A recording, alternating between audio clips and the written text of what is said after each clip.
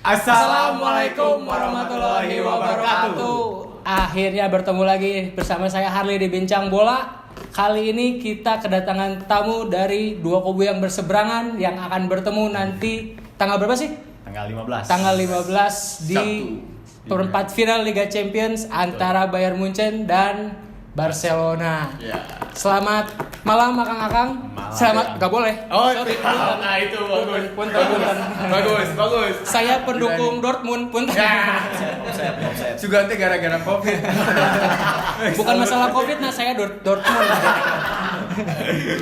Jadi ngomong-ngomong tentang pertandingan nanti malam, kalian dari fans club? Saya dari Bayern Munchen, FCBFI Bandung. FCBI Bandung. Kalau kamu? Saya dari Indo Barca Chapter Bandung. Indo Barca Chapter Bandung. Jadi kita bakal mengulas pertandingan nanti malam, tanggal 15 nanti. Siapa sih yang berpeluang akan masuk ke semifinal? Karena pertandingan ini ternyata cuma satu pertandingan saja ya, nggak ada leg 1, leg 2 nih. Dan berkaca pada pertandingan yang lalu, pertemuan kedua tim yang lalu nih, biasanya yang menang setelah pertemuan ini bisa jadi juara. Ya. 2015 tuh yang menang Barca. 2013 ya? Ya. 13 itu Munchen menang dan jadi juara. Nah, kira-kira nih. Oh, sebelum itu kita ngomongin kamu sejak kapan suka Barca? Saya mah baru sih dari 2011 lah. 2011 tuh zamannya Neymar gitu-gitu bukan? Belum Ya? Neymar belum. Masih Villa ya? Masih David Villa, Pedro Pedro, tuh, iya. yang juga Masih juara UCL juga. juara UCL juga ya. Kalau Akang sendiri? Kalau saya dari 2003, tapi itu tidak terlalu fanatik. Tidak fanatik. Itu zaman-zaman Elber. Nah, masuk bisa tahu komunitas Bayern Munchen itu dari 2009. 2009 berarti lumayan. Ya, Sekarang 11 tahun ayeuna umur sabaraha Kang? akhirnya 23. Wow. Saya we 2 genep Kang. Serius, saya 23 nyampe banget. Ya SMP. 23 Pak.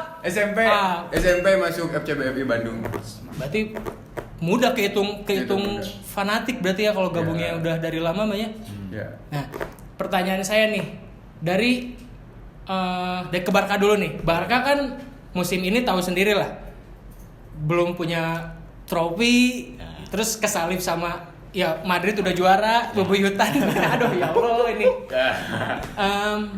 Bisa dibilang pembelian Griezmann pun nggak dibilang flop banget. Iya sih. Kalau menurut saya sih Griezmann itu karena belum dekat aja sama pemain Barca-nya.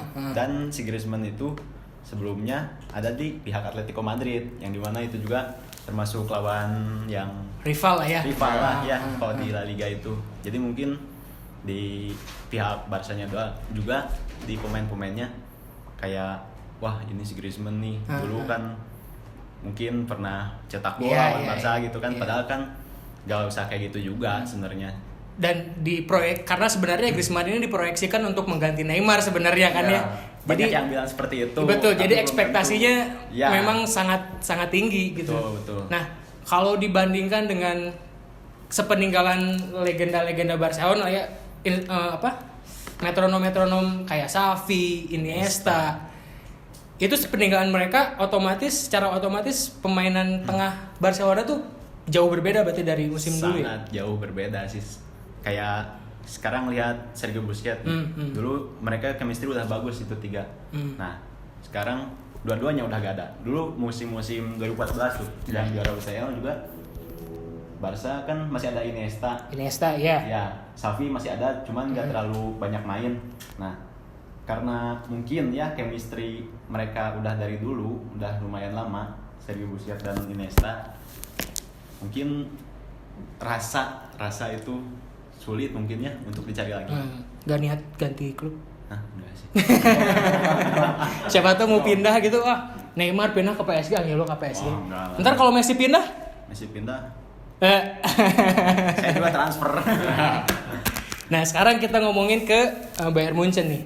Bayern Munchen sendiri ngelihat konsistensinya dari beberapa musim ke belakang memang masih sangat konsisten di atas gitu ya. Juara berapa tahun berturut-turut Bayern Munchen juara? Berapa tahun? Pak Iwan? 8. Pak Iwan ada di belakang kalian. 8 tahun berturut-turut memenangkan gelar Bundesliga itu kayak Juventus di Italia kali ya. Ya, dan banyak yang bilang kalau Bundesliga itu Bayernliga. Sampai kayak gitu kan. Oh, waduh, naon Bundesliga mah terame Bayern nungkul lah. Ya walaupun sekarang sama Dortmund masih kemarin sempat dempet-dempetan, sekarang kan udah mulai ada jarak lagi nih. Bahkan tengah musim kita sempat di ketiga keempat kemarin. Tapi akhirnya tetap juara dan tanpa membeli pemain yang bisa dibilang bintang-bintang banget gitu kan ya.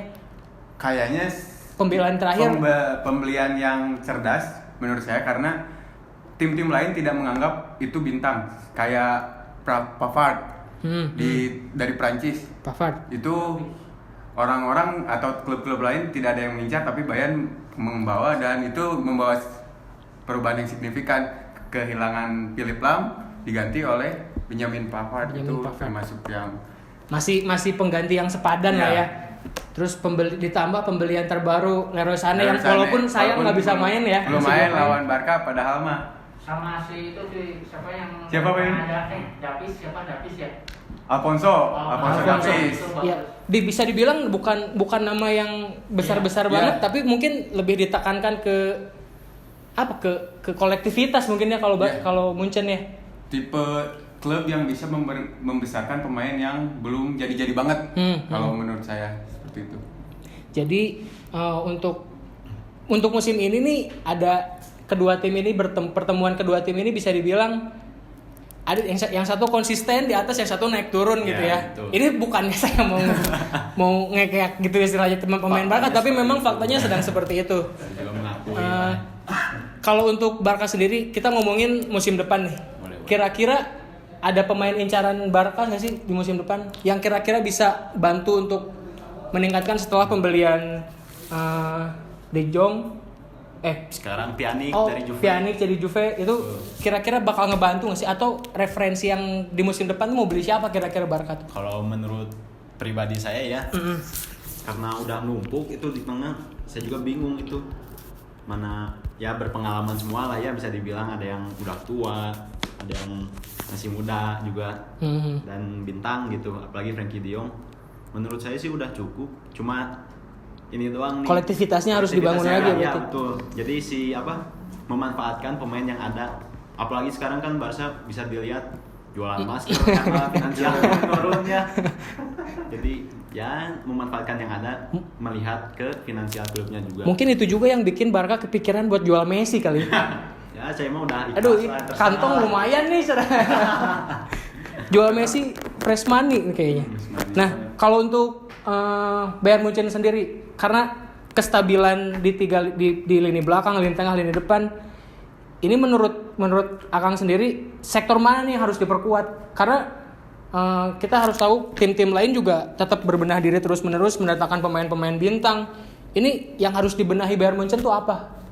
Mungkin dari pemain pelapis. Kalau tim utama sudah pasti kita sudah sama-sama tahu kalau itu dari depan sampai defense aman, tapi untuk pelapis kayak pelapis Lewandowski itu sampai sekarang masih meramu siapa yang bisa digadangkan menjadi pemain pengganti ketika Lewandowski taruhlah kartu akumulasi.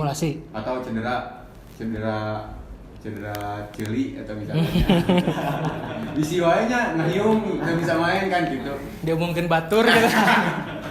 Bisa. Ya jadi kalau menurut saya harus ada perbenahan dari lapis kedua itu. Lapis kedua ya. Nah ngomong tentang Lewandowski juga, dia musim ini lagi top performance kan ya. Betul. Tapi kadang di beberapa pertandingan saya lihat di pertandingan penting tuh Lewandowski kadang malah di bawah nih. Ya mungkin. Malah kadang tanpa mendiskreditkan ada Chelsea sama Tottenham ya. Cuman kadang di beberapa pertandingan penting Lewandowski kadang suka tidak top performance gitu. Nah kira-kira siapa nih dari pemain Bayern yang ada di tim sekarang yang bisa paling enggak membantu peranan Lewandowski, karena bebannya berat juga nih, lumayan nih. Ya, yang saya lihat sih ada di Sergei Gnabry. Gitu. Ya, itu pemain sayap yang masih muda dan sangat exploit dia bermain dimanapun posisinya dia lebih stabil gitu. Jadi- itu bisa menjadi pembantu lah. Walaupun misalkan si Lewandowski di man marking ketat apapun, ada teman-teman dari lini tengah yang bisa. Dan ada Thomas Muller juga Iya. yang bisa kadang Kalau Thomas Muller sih biasanya mainnya nggak bagus. itu tuh pemain lompat lagi jika nu karagok gitu si Muller tuh. mainnya nggak bagus, tapi ya gitu punya Right man on the right place Ya. teh gitu nya. Punya jam terbang lah jam ya. terbang, Positioningnya juga bagus sih kayaknya. positioning. Kita ngomongin ke Barca udah berat ngomongin Barca teh. Kira-kira di pertandingan nanti nih yang harus diperkuat nih buat lawan Munchen. Tahu sendiri Munchen pertandingan kolektivitasnya secara tim sangat bagus nih. Kira-kira sektor mana nih yang harus dikuatin sama Barca? Kalau untuk Barca sih paling pertahanan tuh lebih solid lagi, udah bagus tuh. Jangan sampai digocek lagi sama Messi nanti. Tambah ke Abi. Sengaja. Kamu bosan kalau nonton video ini. Kalau untuk sektor pertahanan sendiri ya udah bagus ya, itu ada di kiri Jordi Alba, tengah Pique Lenglet, sama kanan Semedo. Tengah nih yang Tengahnya ada PR ya. rada PR. Kayak mungkin kalau saya pribadi pengen kayak kemarin deh. Kayak De Jong, Sergi Roberto sama Rakitic. Persis kayak lawan Napoli. Cuman di depan nih yang menurut saya harus dibenahi itu Suarez. Kemarin kontrol gak bisa. Terus banyak kehilangan bola, jatuh mulu kan. Ngahiung udah. Apakah bisa dibilang Suarez sedang underperformance sekarang? Apa karena usia juga mungkin? Menurut saya sih udah habis masanya. Jadi Main di Liga Shopee. Biasanya yang udah mau habis main Liga Shopee. Persib. Jadi di depan saya pengen Griezmann sih. Griezmann kan jadi tumpuan di tengah, kanan ya sudah tahu itu GOAT ya. Messi. Sebelah kiri boleh dicoba lah itu Ousmane Dembele. Dembele juga masih muda juga ya. Iya lumayan dan baru Jual Dembele jual ke Munchen gitu. Pak boleh kita bikin sana. Thiago gosipnya mau pindah ke Liverpool. Arsenal. Liverpool. Arsenal. Terus sorry. Jadi ya Ousmane Dembele kan baru pulih dari cedera nih. Nah, kita juga mengembangkan potensi yang dia punya lah. Saya juga kemarin lihat training session, dia udah gocek lagi. Semoga yang ngegocek Boateng sekarang Ousmane Dembele. Ya Allah. Itu Boateng. Ya kan, lihat nanti saja. Ada nonton bareng gak ini kalian nanti? Ada. Kita nonton bareng bagi teman-teman yang ingin menonton bareng. Sok Oke, mangga. jadi nanti kita bakal ada di Cafe Persib. Ya, Yang ada di Jalan 1933 Dapur Kopi. Ya, Jalan Selanjana. nomor 17 yang ya kalau lewat jalan layang teh katingali teh Ya. Persib. Bayarnya? Pokoknya iya bayar. Bayar. Berapa bayarnya? Bayarnya 25 Kalau saya mau nobar, pakai VIP. nah, karyawan Tribun Jabar, mari kita datang ke Cafe Persib. Oh ya jangan ini ya. Follow aja Ya, Instagram. follow. Instagram Indobarsa _Bandung. Ya, dan FCBFI_Bandung. Itu bayar juga dapat free es kopi ya. Ya. Jangan ngerasa. Jadi hitung-hitung beli kopi lah Iya, ya. hitung-hitung lah. Pindah ngopi lah. Terus Ya itu panjat jalan ke sana itu. Barca atau Munchen? enggak. Kita kolektif, Kak. Oh, emang bebarengan. Barengan. Jadi dua tim bareng gitu ya, Bang ya? Oh, keren ya. Seru asal jangan ribut aja. Tapi tidak ada rivalitas kayak Barca dan Madrid gitu. Tidak sih. Tapi ayah sih, di Jawa Tengah ayo wae.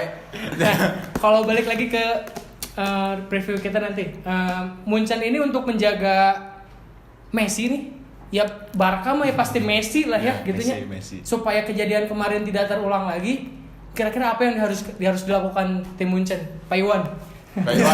Pak Iwan.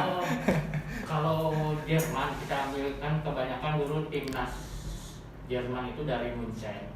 Biasanya kalau yang pengalaman begitu lawan Argentina, Messi pasti menempatkan orang untuk menghalangi satu. Jadi tuturkeun nya. Man marking ya Pak Iwan. Ya dituturkeun lah gitu ya. Siapa nih kira-kira yang cocok buat nge-marking Messi nih? Kalau saya sih Alaba. satu orang jaga Messi mah. Gini loh, sekarang Waktu Atletico juga itu Messi di marking, yang lain bebas.